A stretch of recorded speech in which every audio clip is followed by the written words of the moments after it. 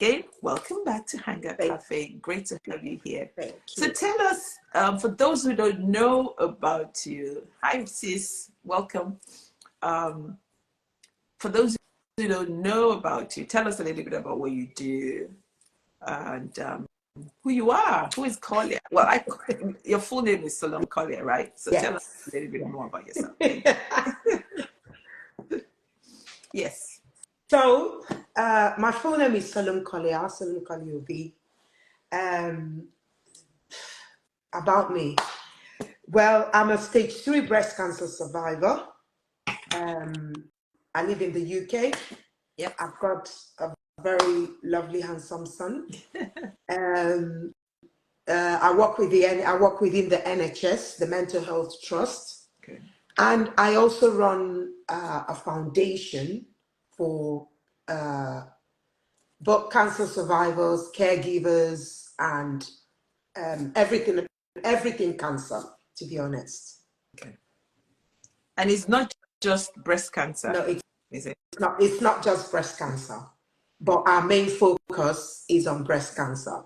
Even though we've had people with cervical cancer that we've assisted, we talk to men on prostate cancer as well. Okay. Yeah. Great. Great. Thank you. And like I said, a lot has happened since you came on to talk about. You did an incredible work, I must say. See, oh, I just saw your mug. Listen, folks, that's the Hangout Coffee mug, and you can get one if you want. And the back, it's got we are in this together. Yes. So this is a new mug, yeah. Right. So today we're talking about the role of faith in the cancer journey, and also we were talking about body image and mental health. So where do you want to start, Colin? I'll first of all start with cancer itself. Okay. What about it? So basically, I'm going to first of all say that cancer it's not a death sentence. No, It, doesn't have to. It doesn't have to be. it Yeah. doesn't have to be a death sentence, even though sometimes we lose people to cancer, Mm-hmm. but that doesn't mean that cancer it's a death sentence. So now, having said that, I will start by saying early detection is very important. It's key. Yeah. Very, very vital for one to survive a quote unquote cancer. Yeah. Because it depends on when the person presents themselves. Okay. So if you present early, for especially with breast cancer, that sometimes you do find lumps, which is the most common one, you'll be able to present early. Okay. Especially if you know your body. Okay. Once you know your body and you're able to say, oh, this shouldn't be here. Yeah. Why is it here? And you take the initiative to speak to your doctor. Yes. Then you present early and something can be done. Okay. But when the danger is when we've got people who see something, Yeah. for example, a lump, and the issue of it's not my portion comes in. God forbid. Mm-hmm. People from my village are chasing me. Then it becomes a problem. Yeah. Because that mindset you've got will make you not to present early. Mm-hmm. And you find that by the time the person gets to present themselves to the doctor, it's already advanced in stage. So people need to, one, present themselves early, know what they need to find out what is common to their body. I'll stop you there. So what I'm hearing is we need to have self-awareness, know your body. So I must say play around with your body all the time, but at least know, if you feel your breast, you know that, okay, there's a lump here or there's something that's just not natural. Yeah. Then you go and see your doctor. And at least let them rule it out. There's nothing wrong with them saying, oh, it's nothing. And this thing about village people, your village people, even if the village people are trying to do something, go and check it out, And last is the other thing is a stigma attached to it. You don't want to talk about it so that people don't know that. Please, anyway, go on, carry on, but please, self-awareness. So with the issue of stigma, where you talked about you don't want people to know about it, I'm going to point out something very clear. It's better people talk about it, because even if you're dead, people will still talk about it. Sorry, I shouldn't laugh, but it's true. People would still talk about it, and what are they going to be saying? Did you hear that woman died of cancer? They're still talking about you. It's better they're saying, oh, did you know that woman survived? Yes. Did you know that woman died of cancer? Which one would you prefer? So, and if people are afraid, if it's only if you're not spoken about, then you're not relevant. When you're being talked about, regardless of whether they're saying it in a negative way or a positive way, you have to be relevant. Jesus was talked about. And they went about talking about him. So the fact that Jesus was talked about, who am I, mere mortal, that somebody shouldn't talk about, they can go ahead. Is their paracetamol they are drinking?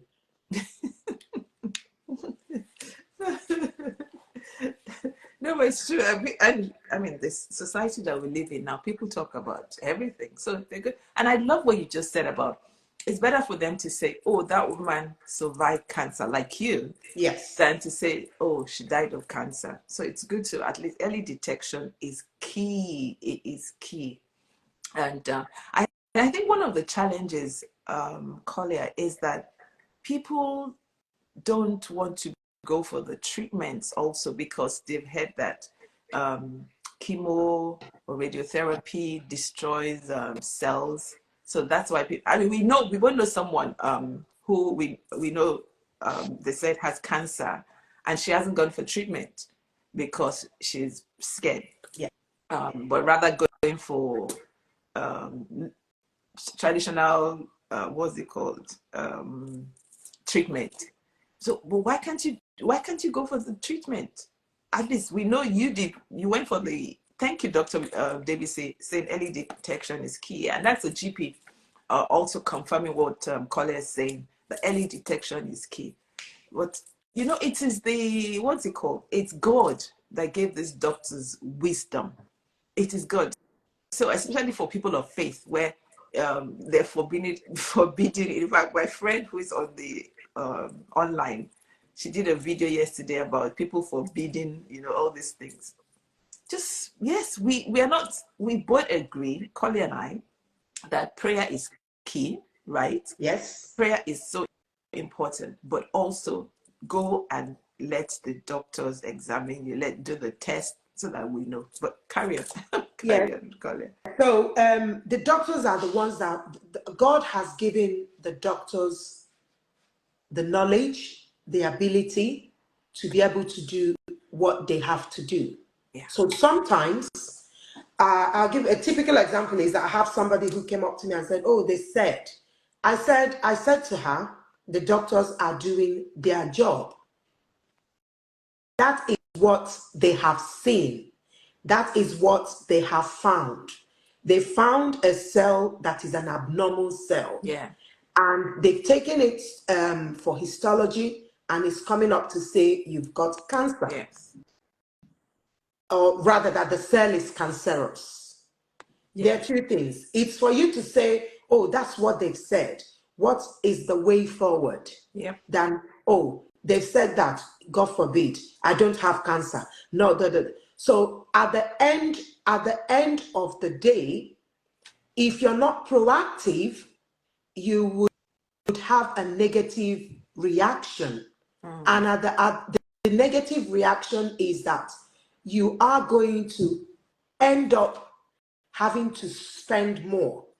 You might find a very tiny little lump, something that is very insignificant, but it's not meant to be there.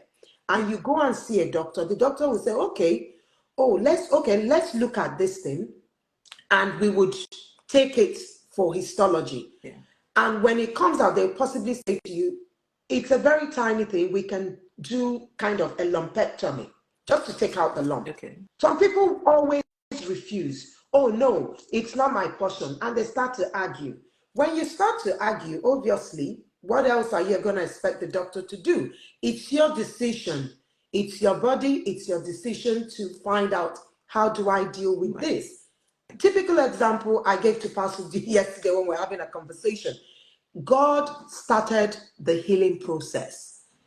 There were so many medical doctors identified in the Bible.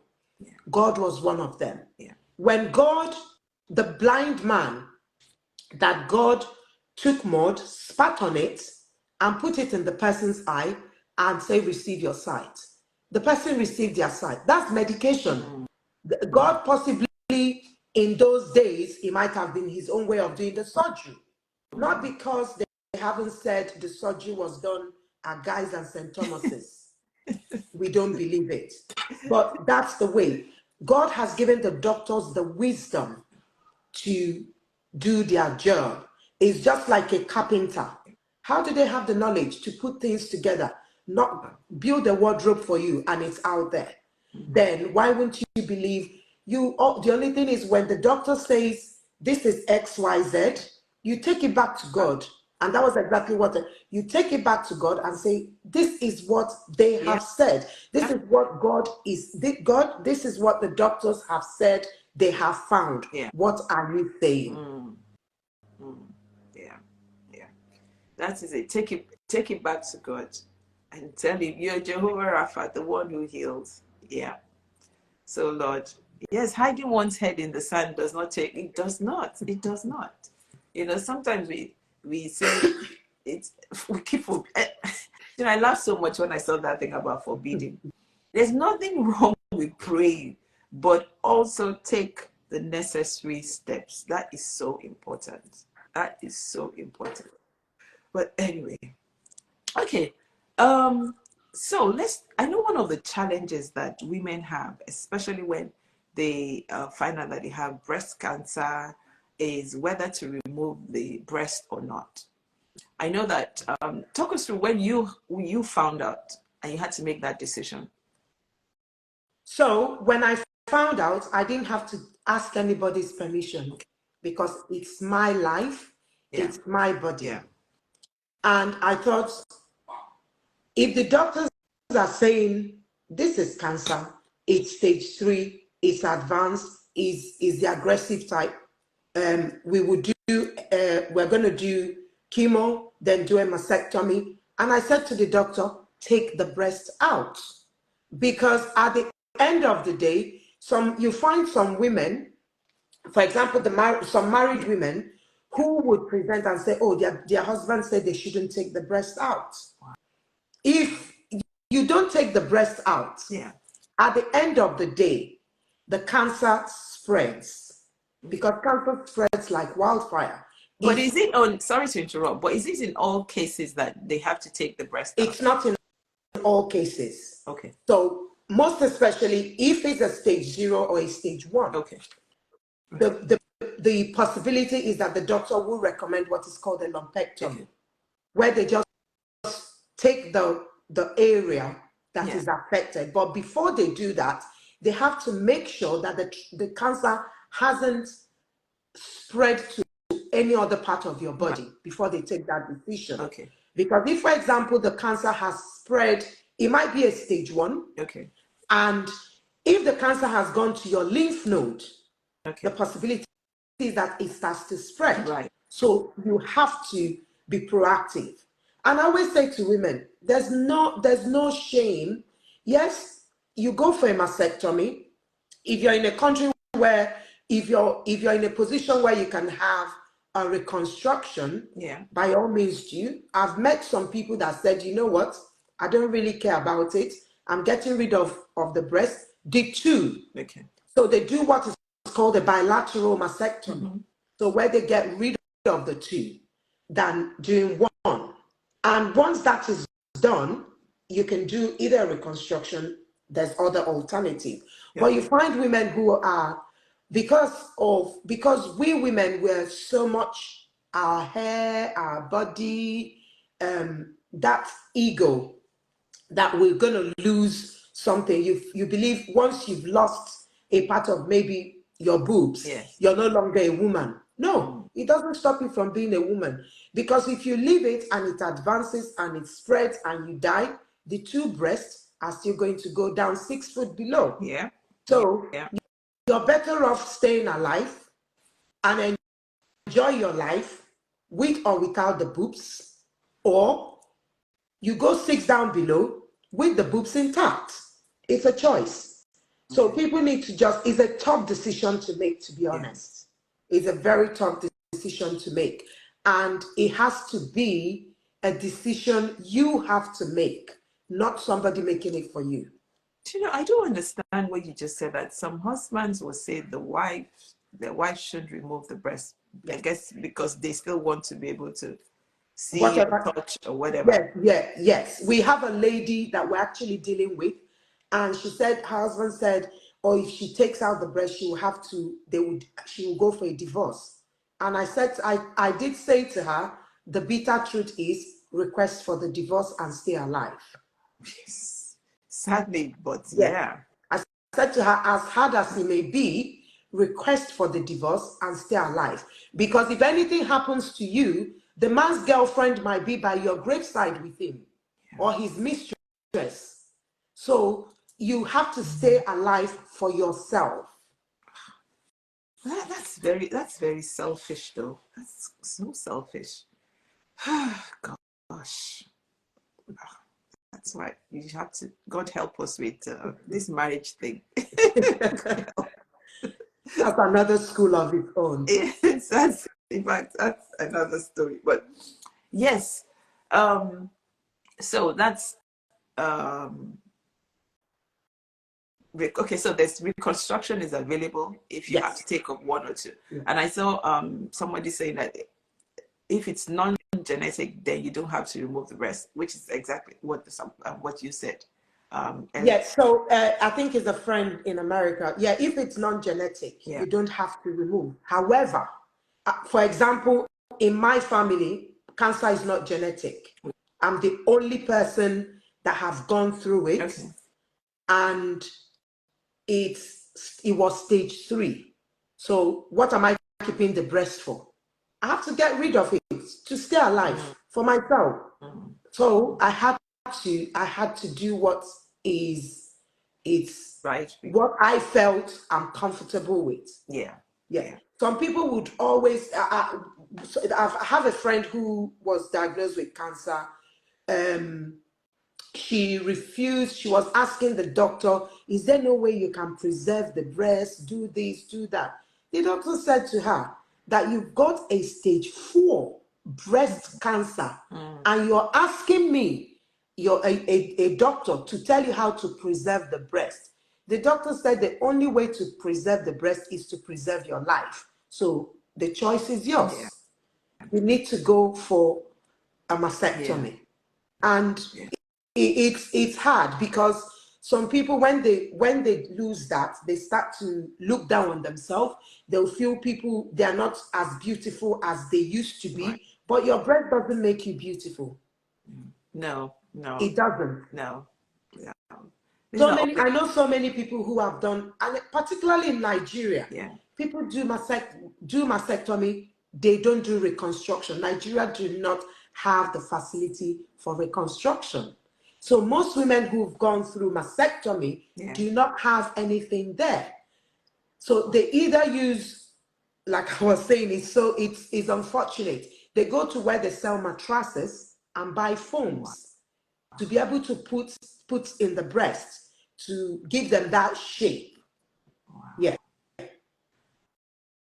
So it's something people need to deal with mentally, because emotionally, sometimes when you look at yourself in the mirror, I have a friend, she said once she did her mastectomy, she removed all the mirror in her house because she didn't want to be looking at herself. And I said, that was how I knew that Nigeria didn't have the reconstruction facilities. They haven't come up to that stage. And she was one of the people that prompted me to start getting the breast foam for women in Nigeria. And please, if you know this, I mean, what she just said about people having to buy foam and you're not even sure if it's hygienic and all of that.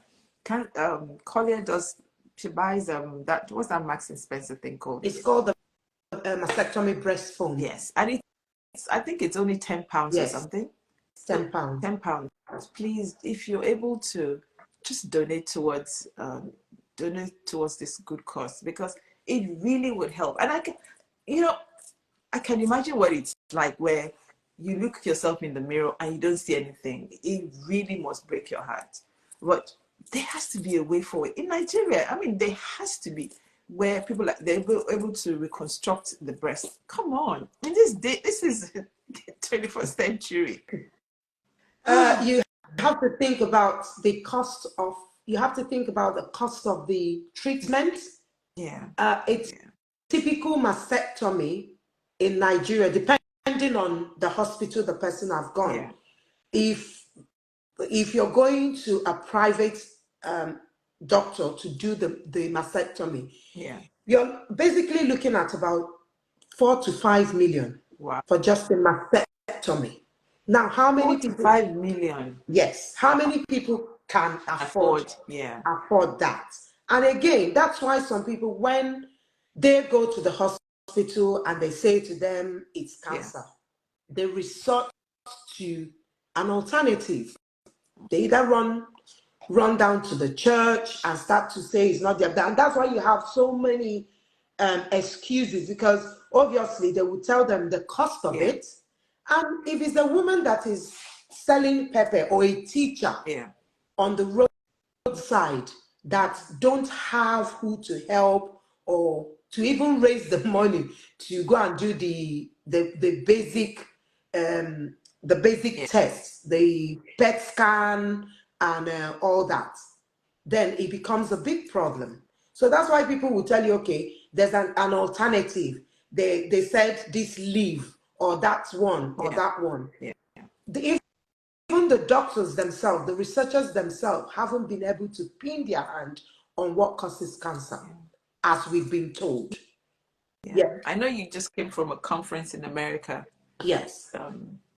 You said even the doctors said they are not sure exactly. Yes, even the researchers. I was there for the International Ebola Cancer Conference in Pennsylvania last week, and there were so many medical terms, so many diagrams that have been shown. The doctors themselves had to come there to seek advice. Wow. They were using the survivors, we survivors, to say, we need to hear your voice. We need to understand what is it that you've gone through. How is it that we can help? What medication? They try all sorts. So they had to bring rats. Wow. to what they've done is they've injected the human gene into the rats to be able to find out what medication. So it's just a trial and error. They don't know what causes it. They don't know if it's X, Y, Z. Some people will come and tell you, don't wear bra with metal, it causes cancer. All these are myths. They are not true. But there are things you can avoid in order not to. Okay. The other thing I was going to, I think I can see a conversation going on. I know that there's some tests that you can do to find out if there's a possibility that you may get cancer earlier on. So let me bring Tom up. Tom, I'm going to invite you. Okay. And then we'll continue. Because I know she did the test because her mother, I believe. Yeah, BRCA test. Yes, had breast cancer. So Tom, I'm invited. Let's talk about this. Now, we're not trying to scare people. Please don't think we're trying to scare you.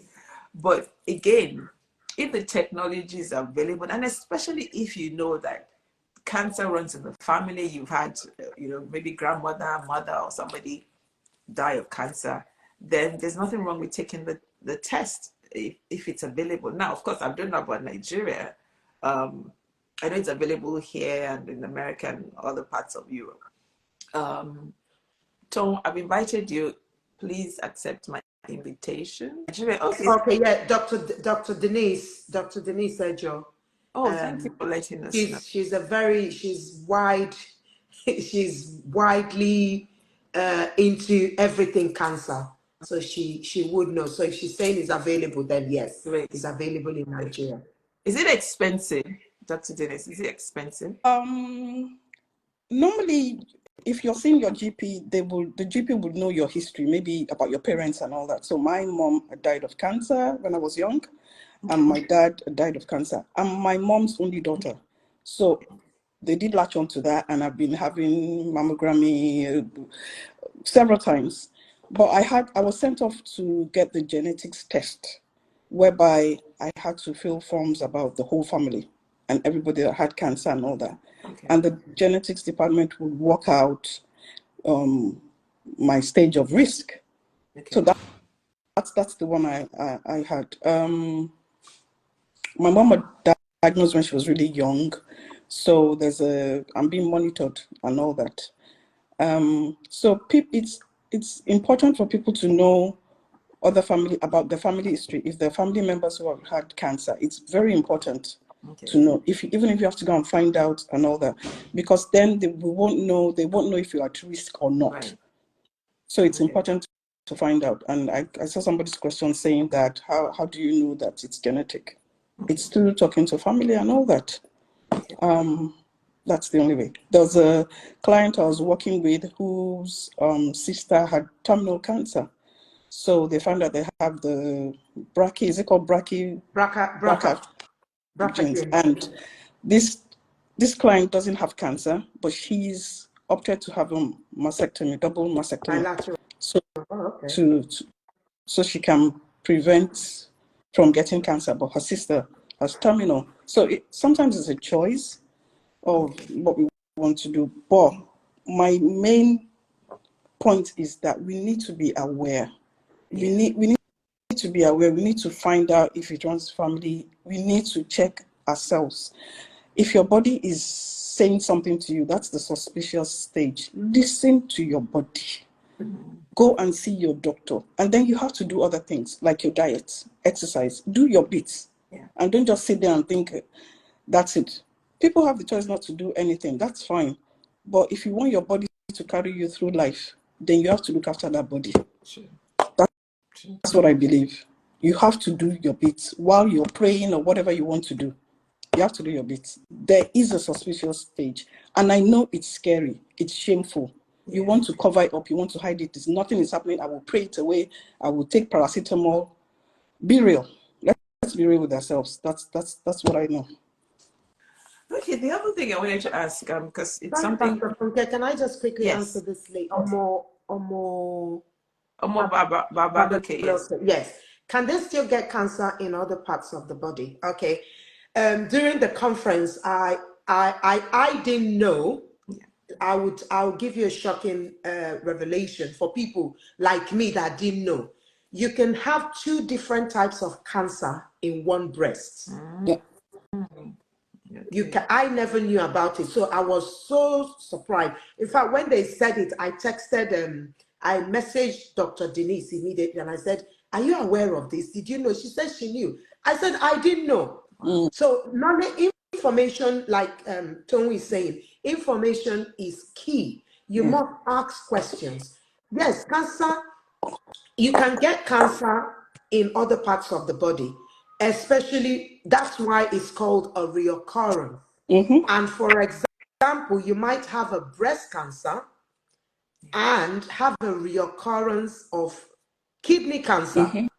So, but what they're not going to say you have kidney cancer. What they're going to say is you've got a metastatic breast cancer. Yes. Wow. And I like to add to that. I need people to be aware that cancer cells reproduce every 2 to 6 weeks. For some people, faster, because we have different bodies. So what is going on in everybody's body is different. Okay.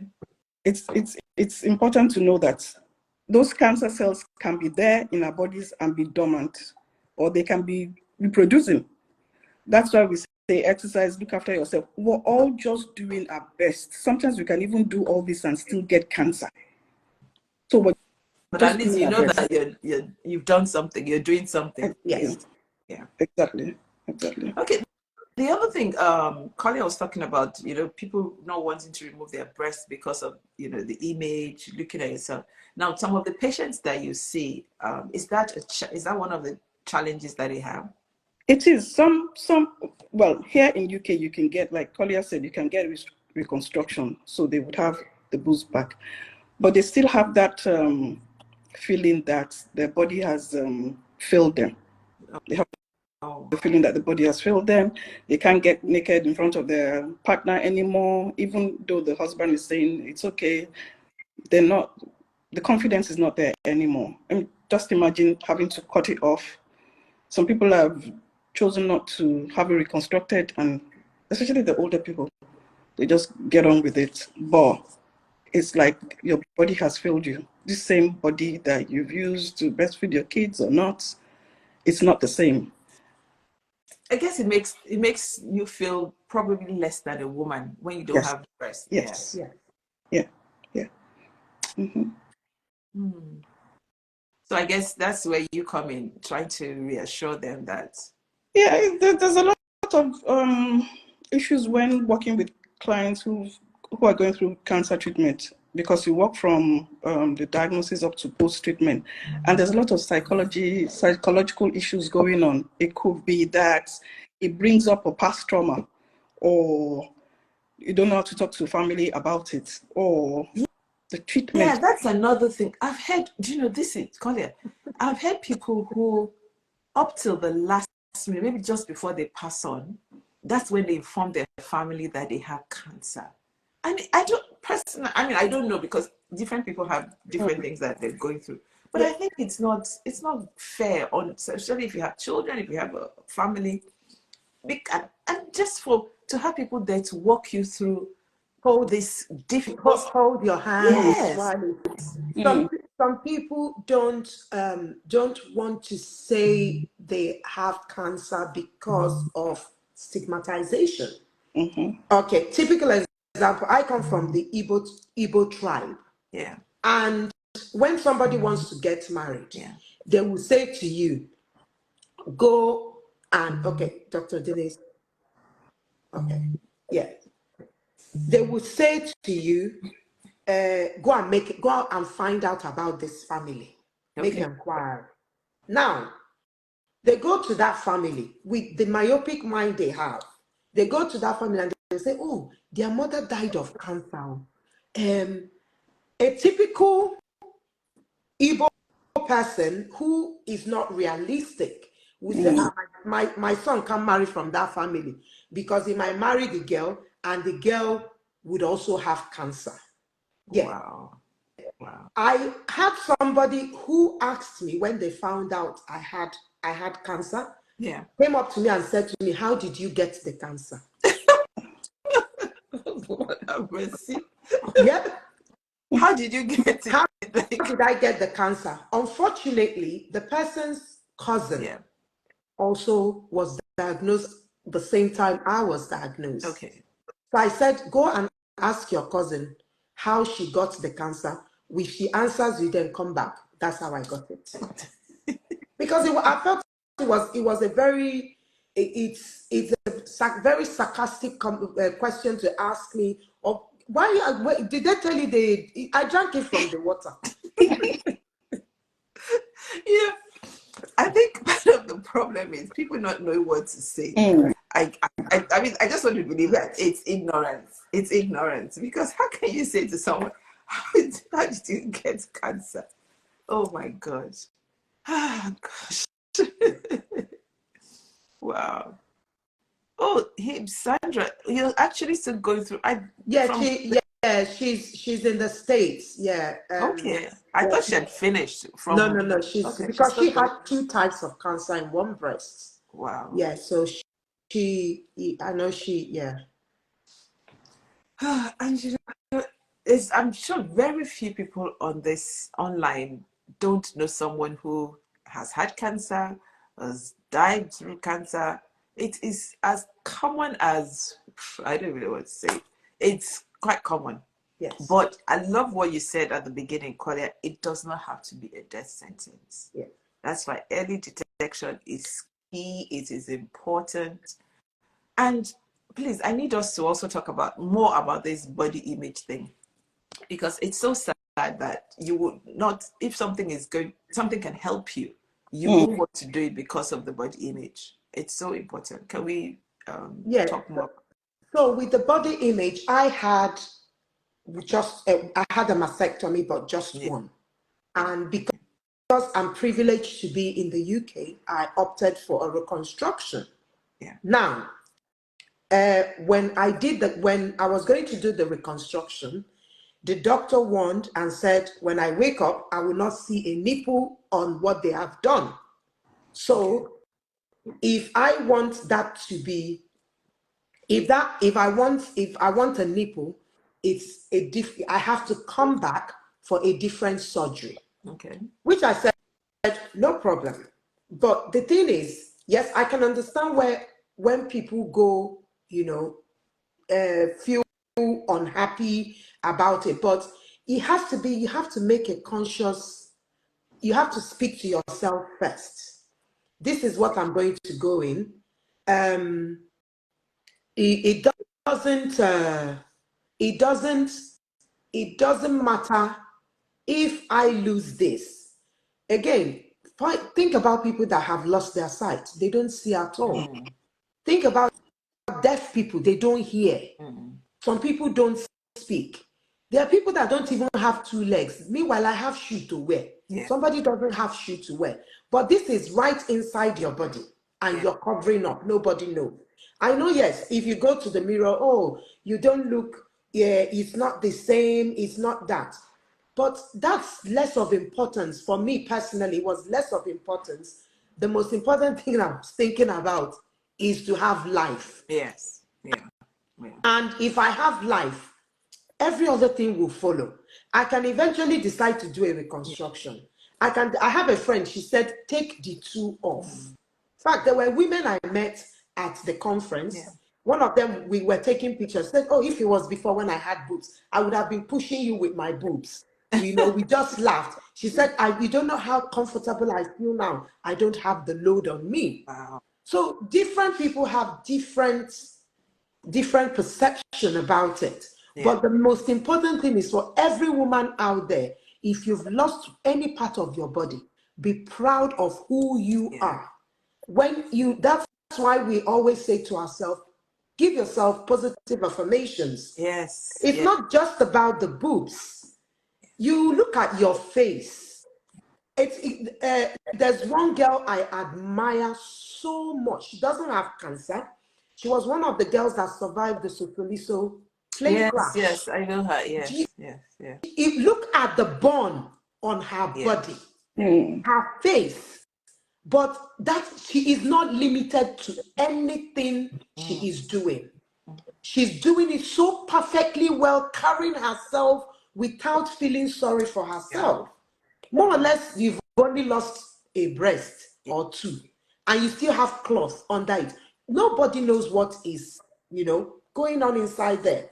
But if you still want to kind of have the breast feeling or what, then you can use improvise. So when you wear your clothes, it fits well. Even those that don't have, I have a friend, she's flat-chested since our primary school. She doesn't have breasts.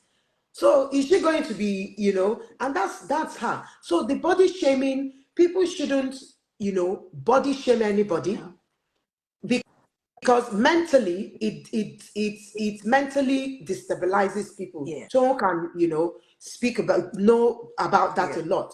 Because when it's just like seeing a child and say, oh, you fat child. You shouldn't. It's So all these are psychological and mental torture, whether indirectly or directly. And with and I remember when I came out from surgery and I saw myself, I was like, wow, this is beautiful. That's what came out of my mouth. But somebody standing by the side will be saying, I went for a nipple reconstruction. I later decided, okay, let me go for it. Yeah. When they finished, the thing disappeared. It flattened. Wow. So there was no need. And the doctor said, oh, we can do it again. I said, do what again? Come and lie on this your bed. So you inject me. And maybe this time around I might not wake up because I want. So I said, no. So I make do of what I have. Yeah. Yeah. Well, it's interesting. First of all, Dr. Dennis, thank you for giving us the figures. I think it was Thursday we had the mentoring scheme that we run, and we're talking about, the topic was I am valuable, and we're talking about this thing where we think our worth, our value comes from all these things that we have, whether it's the job, whether it's being married, having children, being beautiful. Our worth does not come from those things. It's intrinsic.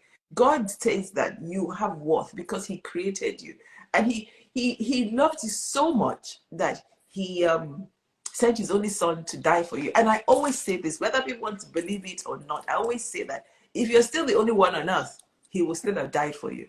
So please, let's stop placing our worth on the physical appearance, the Gucci bag that we carry, or whatever it is, or having boobs or not boobs. I'm not saying, and honestly, I'm not saying it's easy. I haven't been in those shoes, so it's not. So people might say, oh, it's easy for you to say. Collie has been in those shoes. There are other people online who've been in those shoes, But our worth is more than that. It's what you've got inside that matters than the external things. But anyway, let's go. Now that I think this is a place to talk about the mental shift that has to take place when you're told that you either have cancer or even it's having to remove the breast. How do people deal with? How did you deal with it, Collier? So when I was told, like I had to. One thing I never did. I keep saying I never asked God why, because if I say why, who is it going to be? So I took it in good faith, and maybe because of my personality, because I know they offered me counseling and I refused. Okay, why did you refuse? I refused because I'd already cancelled myself that okay. I'm going to go through this, okay, and I'm going to come out of it. Don't get me wrong, there are days I will sit in my room, close my door, and I will cry. I'm not crying because I'm crying to God to say, I must come out of this. So nothing is going to happen to me because I haven't done what you've asked me to do in life. I haven't enjoyed, I remind him, my son is not married. I need grandchildren, I'll just make, but I thought, yes, but there are people that genuinely struggle when they say to them, they become a total recluse of themselves. Yes. I have a lady I'm currently speaking to in the States. When she was told she was totally distorted and she completely refused treatment. So eventually when she agreed to have the treatment, unfortunately, the cancer had spread. So it's more like maybe something you would have done with a small, now it has to be doubled. But the thing is, again, when you know the God you serve, you will be able to deal with it. So for me, when all that happened, I went to the Bible, something I had never done before. I looked for all the healing scriptures in the Bible, and I printed it off and pasted it around my room. I pasted it around my room. So when I turn left, I'm seeing something. When the enemy wants to start to play tente, I'll tell them, no, there's something there for you. I will just read it out loud, and that's it. But with the mental, it's mentally draining, especially when they will tell you you will do chemotherapy, you will do radiotherapy, you're going to do this, and they give you a whole lot of information.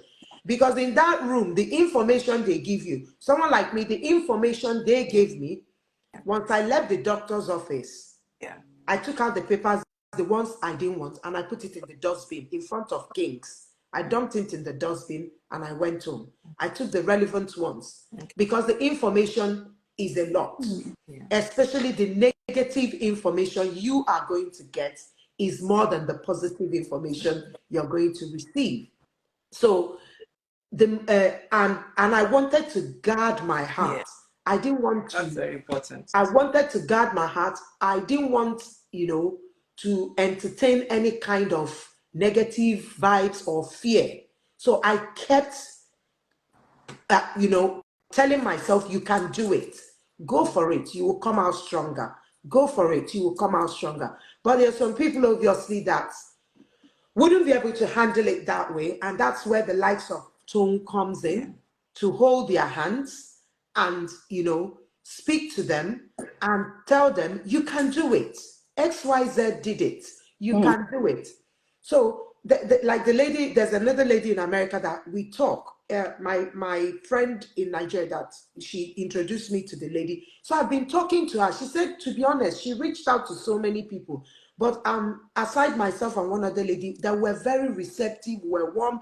Everything, I told her, all cancers, everything is cancer, but all journey is not the same.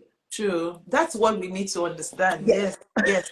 Everything is cancer, all journeys are not the same. So I said to her, I can tell you my journey. Then you pick what you want to pick from it and run your race. And apparently she'll come back and tell me, oh, you know that thing you told me.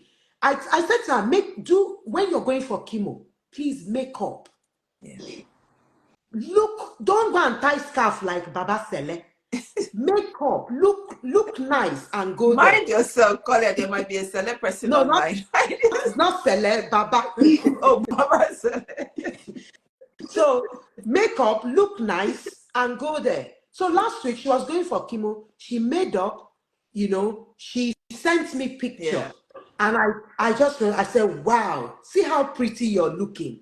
You don't look like what you're going through, She now said to me, oh, but I don't walk. I wish I could walk by myself.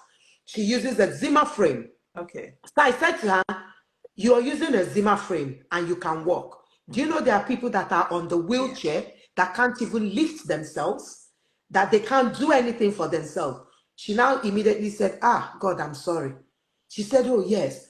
So I guess it's all about perspective, really. Yes. And you have to have the right mindset. Yeah, you have to have the right mindset and also know the right words to say to people. Because if I always say to people, if you don't know what to say to that person, just give them a hug and just walk away. Because you might say something, it would totally, disorganize the person. Yeah. Someone just asked, don't people get physically tired or feel weak though to apply makeup and so on? Why would you get physically tired to apply makeup? If typical example is, if you've seen somebody who has done chemotherapy, has done maybe 1, 2, 3 cycles of chemotherapy. Yeah. They lose the hair. Yeah. They lose everything hair. So they lose the eyebrow. So you can imagine yourself with bald head, no eyebrow, no eyelash, no lashes. You will look scary. So even with the bald head, just makeup is not going to get makeup artists to do your makeup. Just put a common powder, put a common powder, just put lip gloss, and it will transform. Okay, I guess we're saying that, sometimes even the chemo makes you tired.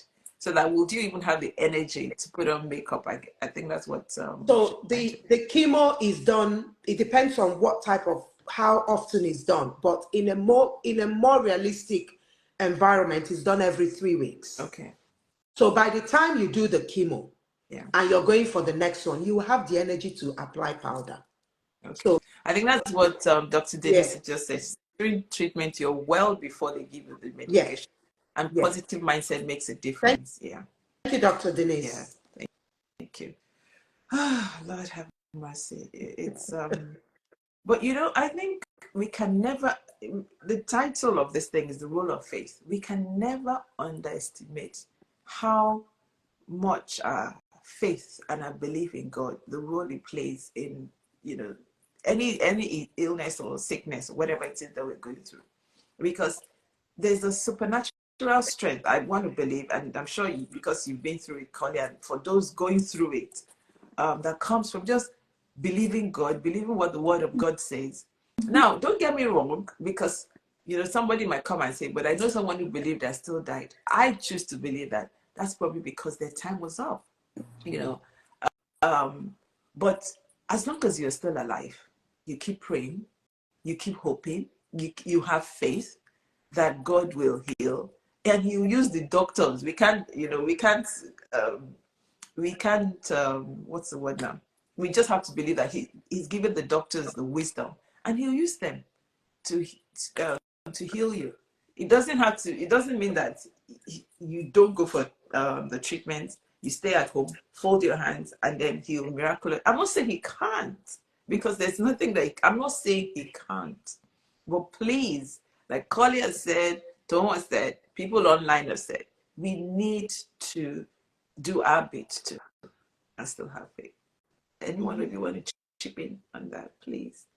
There's an increase in people living with cancer. The research is improving, treatment is improving. Even this chemo we're talking about, everything is improving. There are different treatments, and people are beginning to live well with the cancer. So when people think of cancer, it doesn't have to mean death all the time. There are different treatments out there. We just have to speak up. And I feel like as Black people, women, we don't speak up about cancer. So there isn't enough information for research. There isn't enough information for another person to look at. Yeah. I'll give you a typical example, like you've just said. I'm sure Dr. Denise wouldn't mind me saying this here. Dr. Denise lives with cancer, and she does every single thing she does. She's one woman I look up to and I draw strength from all the time. This is her 8th year. Wow. And she has done several surgeries in the brain. It started off as a breast cancer, which went to the brain. And she's still here. And during the course of her cancer journey, that's when she did her PhD. So, that's why I always say cancer is never a deterrent to where God wants to take you. Unless you're not determined to achieve it. Exactly. I always say to people, don't go and say, God, I've brought this to your feet. Then if you've left it at his feet, just allow it, let it be. He will take care of it. The fact that God is silent doesn't mean he's not doing anything. He's still working. Yeah. He is working. And I was saying to Pastor yesterday, I said, I frown so much at pastors who come up to the pulpit and say to their flock, I have not taken any medication in the last 20 years. I've never visited the doctor. Please, that is the pastor. That is his faith. Don't say because Pastor XYZ said they haven't gone to the hospital and you've been told this is what it is. You say because pastor told you, you will not go. You don't know if the pastor goes behind to take them and take treatment. Because I've never seen anybody who drives a car that does not change the engine oil or change the plugs of the car. That's why the car goes for MOT. Yes. If it fails, the car will be scrapped. So our body is like an engine. You can only see what is happening on the surface, but you don't see what is happening in the inside. So it's very important. Don't say your pastor said, this person said. When you get to heaven, God is not going to ask you, what did your pastor tell you? Did you not? That's why the Bible says, test all spirits and know the one. Yeah. So it's very important that we whatever you believe in it, like when, just leave it at the feet of God. God does miracles. He does a lot of things. And it's only him that has the final say. Yeah. Maybe because I survived, maybe my friend didn't survive. My destiny and her destiny is not the same. Yeah. All of us on the surface of this earth has a number of days we're going to live. God has it in his register. So once your time is up, he will take it. You're gone. Regardless of whether it's cancer or headache, or you went to bed, you didn't wake up, it's the same thing. And what you just said is so true. This thing about somebody saying, or pastor saying that they've never taken medicine, your faith might not be able to carry what their own faith can carry. I remember, I think I've said this once, when I had a shop and I was doing it up, and I was thinking of having shutters, security shutters. And I remember speaking to my spiritual father, Dr. Nuz, and say, should I get the shutter? I would just trust God that, nobody will break into the shop. And he said, get the shutter. That I didn't spend every day praying that God, don't let anybody break it. And that really changed my perspective. That just do. It's not everything that I'm sure I won. I don't know if my faith could have carried you. That you're going to the shop every day and you're thinking, have they broken into the shop today? Have they broken it? Just get the shutter, and I did. So please, it's what your faith can carry. And it's your faith, not the pastor's faith, not Collier's faith, not my faith. Oh my goodness. Thank you so much. Any questions for Toe or Collier? Anything? I think Dr. Denise, wow, amazing. 8 years. My goodness. May God continue to strengthen you. Amen. Oh, yes, she said Jesus is too much. Just trust and serve and he will deliver. Wow. Thank you so much. My goodness. In fact, on this call, at least there are 4 people that I know, if we count Collier, that have had cancer. So, and they're still standing. And they're still standing.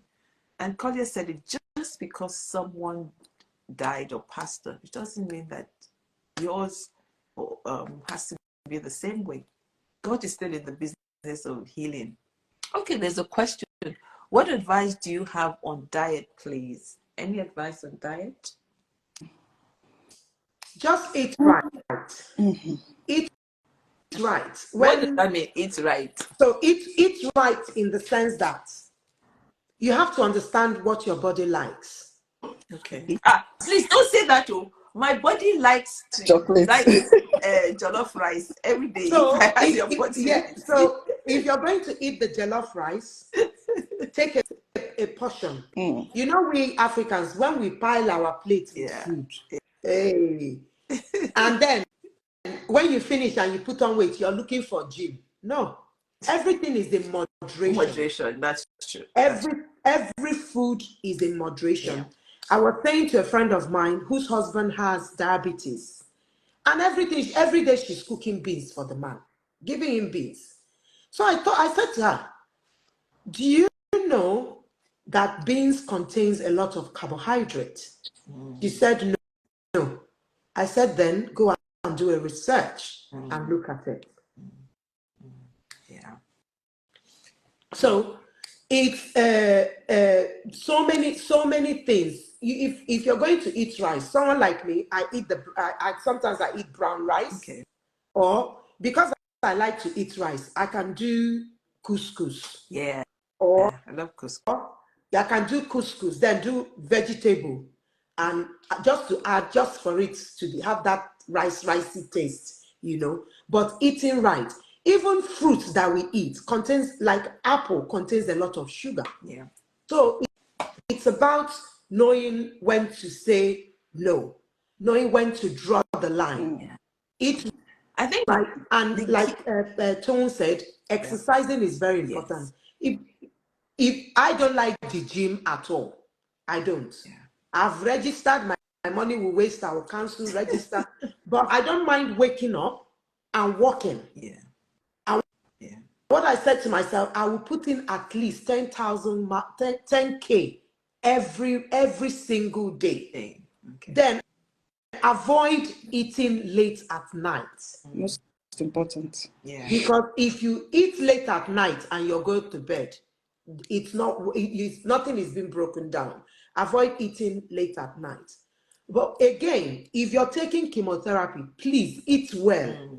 Be eating. Yeah. Because if you don't eat, the tendency is that your white blood cell might deplete. You might not have the energy because it's tiring. So you need to eat and eat and eat, but you can eat in little bits, little portions. Yeah. Eat. If you're going for chemotherapy and you're going, like for me, when I come, they think I've come with supermarkets.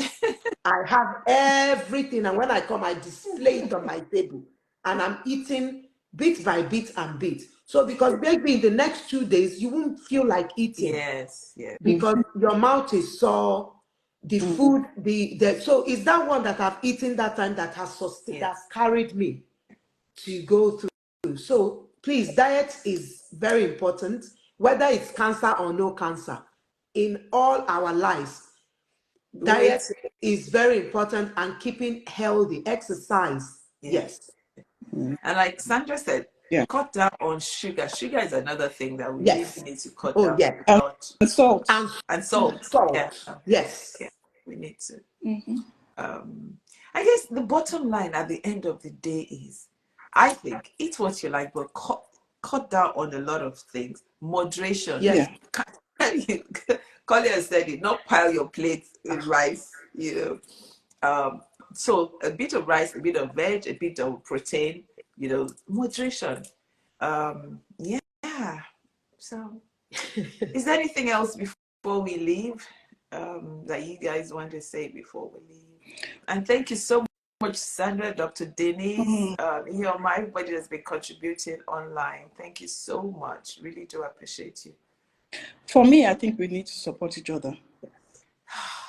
We shouldn't run away from people. When someone says they have cancer or anything else, that's when you don't know what to say or you avoid. It's not nice.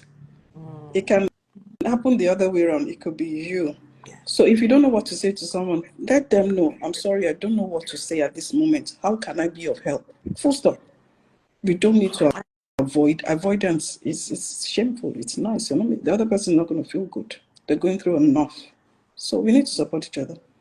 Support is key. Yeah, support is key. Yeah, like Tone just said, support is key.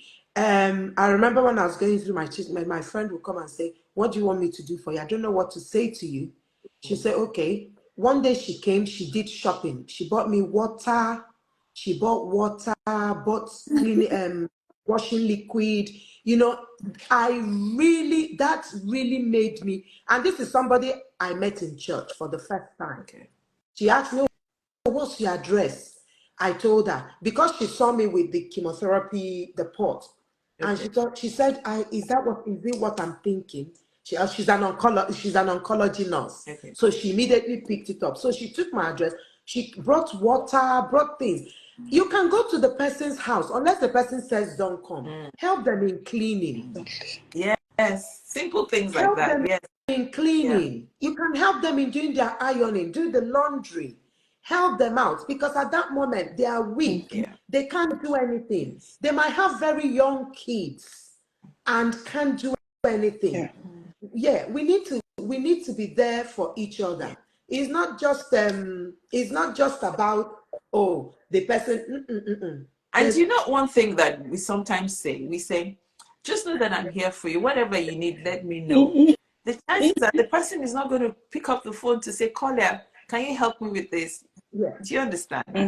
You need to be more proactive and just help where you can. Take some shopping, whatever it is. Yeah.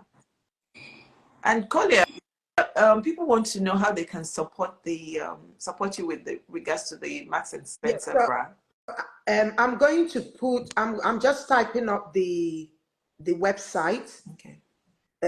So people can just go there and just do what they want to do. 1 minute. Yeah, Frank came all the way. Yeah, it's just been going to spend time with someone, calling them, sometimes they might be too weak to talk on the phone, but just being there. And again, if the person feels well enough, Yeah. if the person feels well enough, you can actually take them out for a tea, coffee, because sometimes most people that do cancer treatment, they don't want to go anywhere. They want to just sit there. So you can encourage them by, saying to them, okay, I'm going to come out with you. I'm going to come get you. We will go out, maybe just go out. I remember a friend of mine came out. She came, I nearly passed out. She didn't tell me she was coming. She came from Nigeria. And when I opened the door, I nearly passed out. And she said, I've just come to stay with you for 2 weeks. Oh. That meant a lot to me. Yeah. And she said, okay, the first day she came, she said, oh, yeah, we need to go out. I said, I don't feel like going anywhere. She said, today, we're going out. So she got taxi. We went to Blue Water, just sat down there, had tea, and got taxi back. So you can call up on the person, what are you doing today? I'm coming to take you out, And that way people will start to come out of, because sometimes when you're going through this, you don't want people to see you without the hair. You don't want, but by the time you start letting them know that, listen, it's okay without the hair. You're prettier without. I remember when I didn't have the hair and I go and wear wig. Yeah. Immediately we step out. My sister wouldn't say anything. She would pull out the wig. She takes the wig out. So the first day she did it, she said, you look prettier with your hair without the wig. So go without the wig. So I had to carry low cut for almost a year before I started growing back my hair. So it's just, people should understand that they can do it. No matter what cancer throws at you, tell cancer you're too small. You are too small. You can't overcome me. I will overcome you. You go through your treatment. Do the needful. Come out finer. And you. He wants you to help another person who is going through that journey. God hasn't preserved you for your own self. He's preserved you for you to do a lot of work, on other people, encouraging other people, because somebody encouraged you. Yes. So you go out there, encourage other people, do what you can do. Yeah. The rate of cancer is alarming. Yeah. Okay. Again, don't forget, men also do have cancer. Yes, we forgot to talk about this. Men do have cancer. And it is ridiculous because for them, some of them don't speak out. They don't say anything. Now in Nigeria, they've started encouraging them to speak out. Someone like Pat Otomi had cancer. So I think he had prostate cancer. Yes. Yeah. He had to come out to talk about it. So men do have breast cancer as well. So the way we did mastectomy is the way they do mastectomy. Really? Yes. Wow. Please, we're going to get that, your friend. I've spoken. I sent him. He said I should send you his handle so you can connect with him. I'll do that after the show. We're going to have a man who's had breast cancer next month. We're going to have him come on to share about his journey. Okay. Next month, it's dedicated to the men. All right. And all the illness and sickness that, prostate cancer, all of those things that men don't want to talk about. We're going to dedicate the whole of November to talking to men and raising awareness about all these things, because it's so important. We're losing so many of them. Because there's a higher rate of cancer in men, but we than don't need to know that. Than in women. Yeah. I wonder if that's because they don't want to talk about it, especially when, gosh, there's a lot of work to be done. There's actually a lot of work to be done. So much. There is a lot of work. So each person, as we end, I'll say this. Each one of us, let's be our sister and our brother's keeper. Share this video. It's going to, I'll leave it on for another 30 minutes, but it's going to go on our YouTube channel, and it's Oluadiaga-Hangout the Cafe. share it with your friends, share it wherever it is. Subscribe to our YouTube channel, like the video, just to encourage us, to encourage the guest barristers who come. But most importantly, you heard everything that we've talked about today. Let someone else know. First of all, cancer does not have to be a death sentence. Encourage people to talk. Be aware, even you that you're here, be aware of your body, know what's not supposed to be there. And yeah, by the grace of God, we shall overcome all this until they find a cure or whatever it is, but we will overcome. But we don't have to die. We don't have to die from this thing. No one. And we don't have to give up. And we don't have to give up. Yes, we don't have to give up. And if you need help, if you know someone who is going through cancer, is struggling, needs to speak to a therapist, Tone runs a private therapy clinic. So reach out to her. I'll put the details on our page, on the Hangout page later. I'll put Collier's details to support her. This bras for ladies who had to remove their breast is only £10. You know, and Collier does a lot supporting women who are going through chemotherapy, supporting their families. So whatever you can donate, please just do that. And she's doing a great job. I don't know how she manages to do it. She's still holding down a full-time job, but she's doing all of these things. Well done, Collier. Well done. Thank you. No, we're definitely going to, I'm going to link you up with Dr. Denise because there's a lot of work she's doing. Okay. And she would be speaking to you. Okay. Thank you. Dr. Denise, I look forward to speaking to you and probably seeing you soon, actually, by the grace of God. Thank you. Oh, and one other thing. In a few weeks' time, there's one of us who she just won an award, actually. She feeds the homeless every 2 weeks. And she recently just won an award. Oh. Yes. And I think, Collier, you two won an award, didn't you? Yes. Well done. And I want us, we're going to support this lady who feeds the homeless. I want us all to turn out. For those in England, she feeds them at, I think it's Trafalgar Square. If you're able to, let's go and support her. When is it? When is it? I will let you guys know. I'm going to have a conversation with her as soon as we finish. Okay. Support her. Let's donate to it, because feeding them every couple of weeks, it's a lot. She spends it's her own money that she uses to feed them. So, I really do admire every single one that's just doing their bit for society. Well done to all of you. Well done. And we can all do our bit. Mother Teresa said, the YouTube handle, okay. Mother Teresa said something. She said that you don't have to feed 1,000 people or 100 people. You just have to feed one person, just one person. Let it start with feeding one person. And what she said, let it start with just donating for one person and reaching out to one person. And that's where the difference starts. Let's all make a difference. Yes.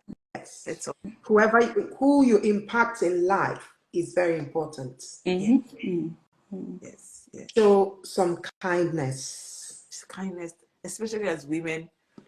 Let me get started on how women should be supporting each other. It's on the spot. It's Oluwadiaga on hyphen Hangout the Cafe. Hangout the Cafe. So, thank you, folks. Love you all. Thank you.